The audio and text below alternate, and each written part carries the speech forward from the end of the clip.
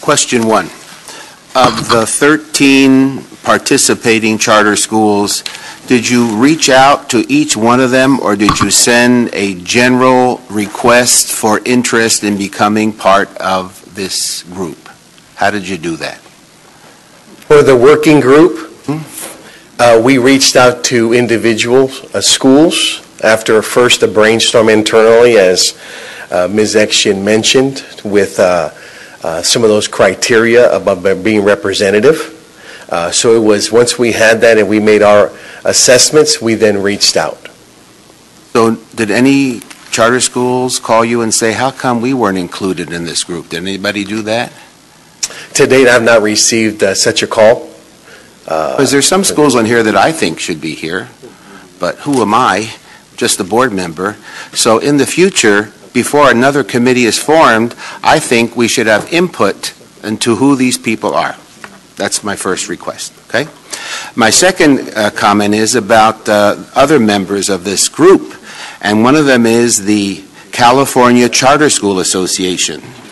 Now, they're a lobbying group, correct? So could you tell me why they're on this as part of the group? And then I have another question after you give me your answer. The California Charter Schools Association is a stakeholder in our district that is engaged with charter schools. They represent, based on their information, indicate they represent 223 out of 224 charter schools.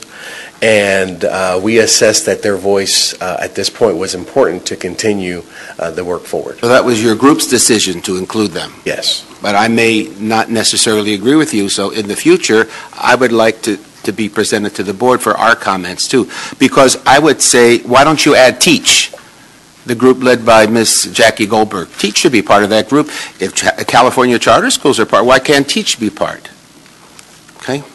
I would like to see, as Dr. McKenna mentioned, Prop 39 co-location principles part of this group, and there are no affiliated charter schools.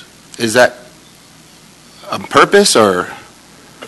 At this point, because this list specifically focused on the applicable policies for independent charter schools, we focus on independent charter school representatives at this time. However, for the work going forward in terms of broader policy, I hear your interest in a broader representation, including affiliated charter schools. So my request to you is, when a committee as this is formed, before you get started and rolling out things, I personally, and I think the whole board should know, who is included in these groups, and ask for our comments about this. Okay? Thank you.